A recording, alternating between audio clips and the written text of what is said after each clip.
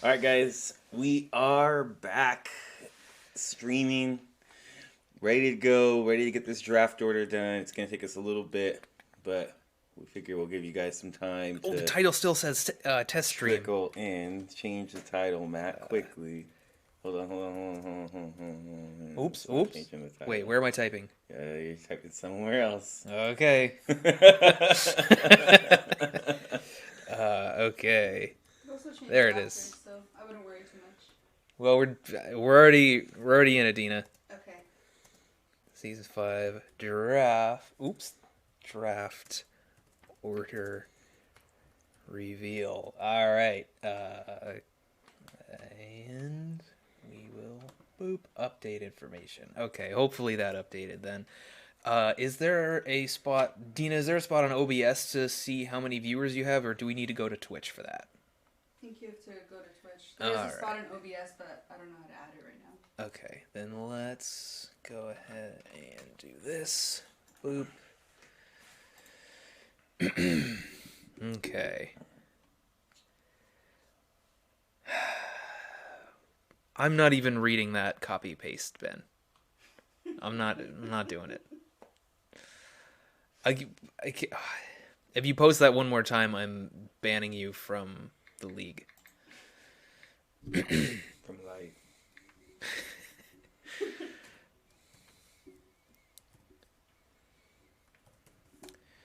All right.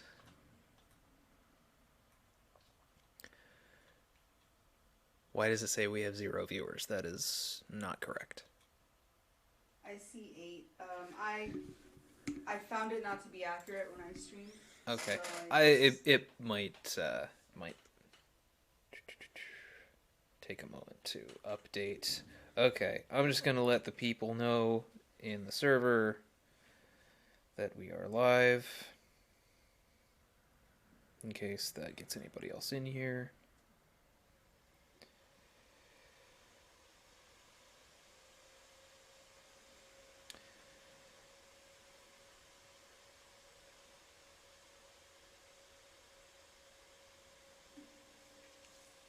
Okay. Let's do this, Matt. All right. Oh, there's a lag. Anybody else lagging right now? Or at all? Or is that just us? Oh, wow. 13 viewers. Okay, cool. Okay. Stream looks good. Hector's lagging a bit. You said you're lagging it.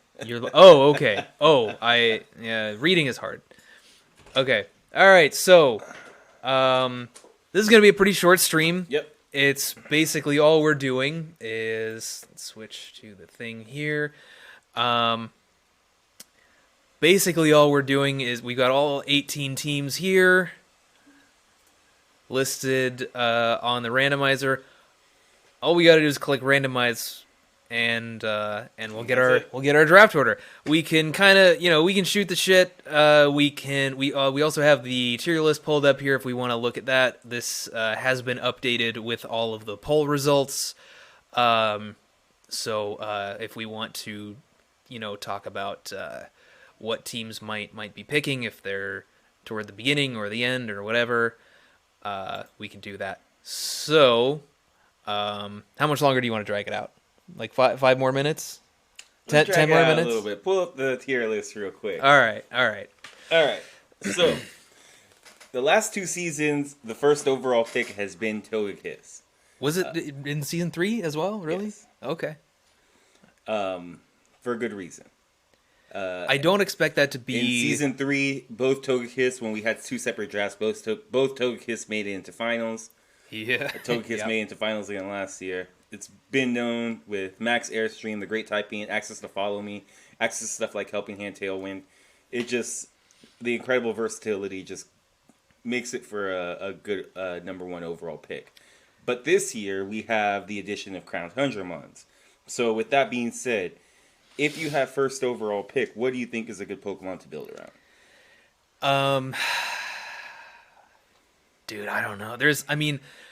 Togekiss would not necessarily be wrong if you wanted to do that. Yeah, I don't disagree. I feel like as far as sheer strength goes, if you, I feel like looking at the top of the usage stats for VGC Series 7 is probably a good idea. In which case, you'll see the two at the top that come to mind the most to me are Tapu Fini and the Ice Horse.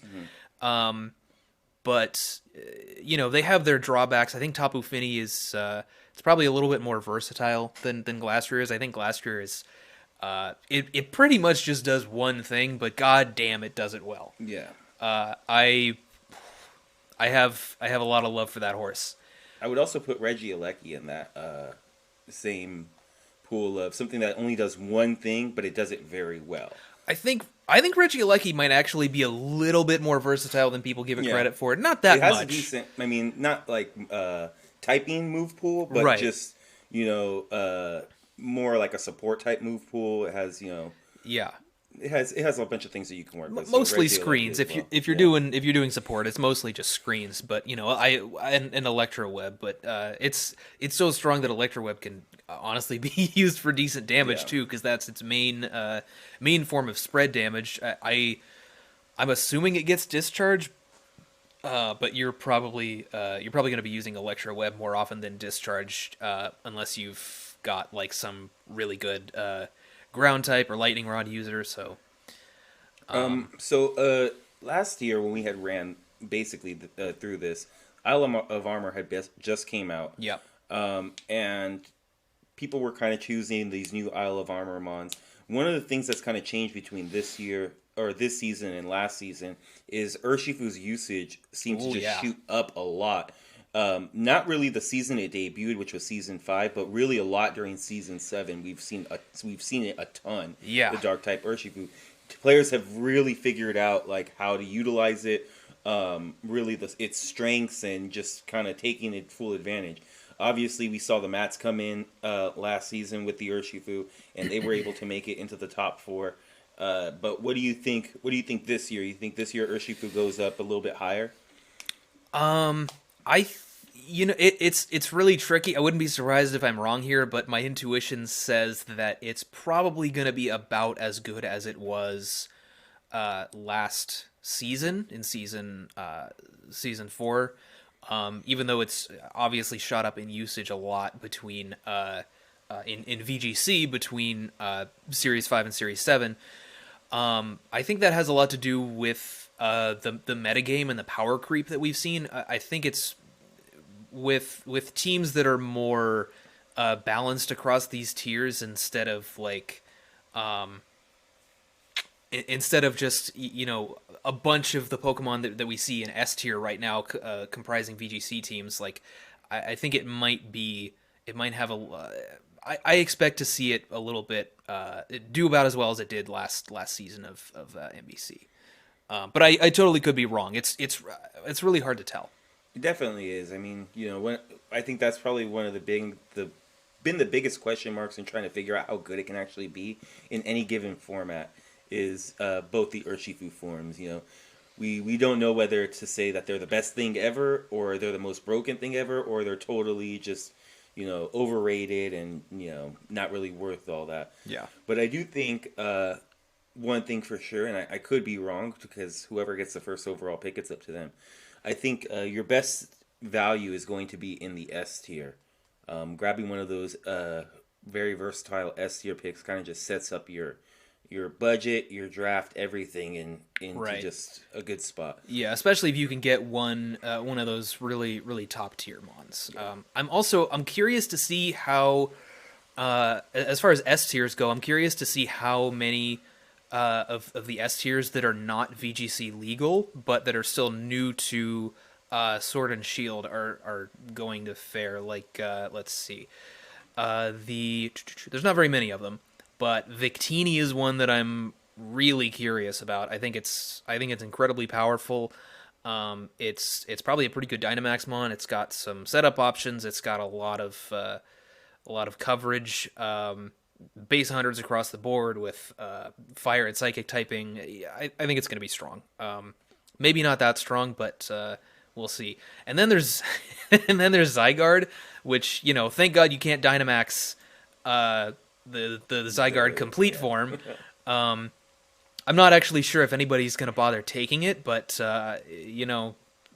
somebody else might know something that I don't. I mean, you've used Zygarde before in 2019. What do you think about Zygarde 50% in this format? 50%, 2 S tiers. You could definitely stack them with Fini. The problem is that you need Tapu Fini, and I believe that Tapu Fini is probably going to be one of the top 5 picks in the draft. Probably. Yeah. I think it's gonna go pretty quick. So it's more it's more, just the whole thing on whether or not you have Tapu Fini, because if you don't, I mean, you can do some okay things with Zygarde 50%, but it really just likes a little bit of the setup that you can do with it. You could just do a lot more when you have Tapu Fini on the field. So I kind of feel like it clearly needs good support. Yeah. But I kind of feel like there are other things that you can use to make it work. I understand that the big thing that Tapu Fini has is swagger with Misty Terrain. But I'm wondering if and also the Misty Seed is really important in VGC. Because you're also dealing with Xerneas, but that's not a factor here. So I'm kind of feeling like there are other options here that can give you more or less the support that you need if you don't have Tapu Fini. So I think you can still pick it without picking Fini. It's probably best with Fini, but I don't think you have to go that way. Yeah, just if you're not going to have Tapu Fini, you're wasting an S tier pick with something that can do very little as far as like offense. One of our favorite calcs, I'm sure Ben knows, you need to be +2 to have a chance to one-shot Incineroar. I mean, Zygarde is not strong. Yeah. So, but at the same time, Intimidate is less prevalent now. And absolutely. And there's more options to pick up stuff that deters your opponent from bringing Intimidate, even if they have it. Yeah. So, but we'll see. Some of the other ones that I kind of wanted to look at just before we go into this was like Moltres, all the Ultra Beasts coming out. Those are they can be pretty strong S tier picks if you know kind of how you're going to build your team. In particular, Stack Attacka. I think something like Stack Attacka just kind of gives you such a deadly Trick Room mode just with that by itself on the team. It is also dangerous to 4 times weaknesses are dangerous in draft, and that thing's got 2 of them. So yep, it does. But man, just it's such a big good. physical defense too. Oh yeah. Like, but I think that's the main thing is like how many slots did we dedicate to a Trick Room, to having like some type of Trick Room answer last year? I mean, you're talking at least 4, right? Well, we were also making a Trick Room mode, not just a Trick Room answer. So, but that's one that can essentially answer for Trick Room. I mean, we saw in season 2, Team Iron Ball, I believe it was, decided to run Stack Attack, and they were doing okay with it. Was it Iron Ball? No, it was Tapu Wooloo. Tapu Wooloo. Yeah, Yes, yeah. They had a very Trick Room heavy team. Yeah. So it's one of those are definitely going to be interesting. I want to see how particularly these Ultra Beasts where they're drafted. Yeah, for sure. And then of course like stuff like Moltres, like I said. You know what I just realized? What? We forgot to hit start recording. It's okay. Well, actually, you know what? It's actually better now because we can hit recording and we can jump right into the Yeah. So let's go ahead. Let's do this. Go right into. All right. Would you like to do the honors? Sure. Let's go ahead and do this. So we have all the teams here, from the Reggie Gizzards all the way down to the Wet and Wild Werelords. Triple dubs. All right. Here we go. All Moment right. of truth. Let's go. Let's hit that randomize. That is our draft order. Here is our draft order. Number 1, we have Doesn't Click, followed by LA New Wave. Go fuck yourself, Hector. Then we have us, the Amoongus Burnouts, with the potatoes coming right after us. Then you have the Ally Switch Spammers, Matt Alcina at number 6, the Delibirds coming at number 7, The Triple Dubs, Wet and Wild Whale Lords coming in at number 8. Rainbow Raiders, number 9. The Mediocre Mudkips at number 10.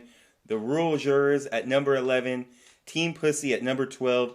The New England Patriots coming in at number 13.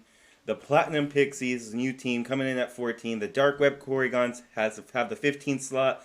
The St. Louis Booloos have the 16th slot. The Sadistic Seniors have the 17th slot. And the Reggie Geezers get the 18th pick. And Poor Dave. hey, you know what? Last is not bad. It's Look, really not bad. It's really not, because we had the second to last slot. We won last year. We were able to put together a heck of a team. Yeah, picking back to back is actually kind of amazing. So as far as I'm concerned, the spots near the ends, whether you're at the beginning or the end, are better. It gets worse as you get closer to the middle. So yeah, Taryn and Dean are not going to have a great time with that spot. But who cares? We're third. That's pretty good. Rigged. Okay. If this was rigged, LA New Wave would not be at number 2. Oh my God! They'd be last. No, we throw them right in the middle somewhere. I would throw them at right at 10, so that on the even numbered rounds, Dina and Taryn can snipe them every time. That's what I would do.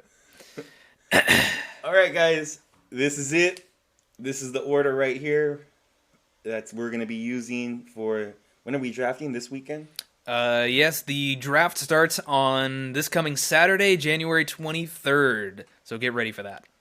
All right. So, with all that being said, we will see you then. Be on the lookout. We're going to be having our draft guide coming out, hopefully right before then. So yeah, we should upload Friday at the latest. Yeah. Maybe before then. We'll see. We'll let you know. all right, guys. See you later, and good luck this season.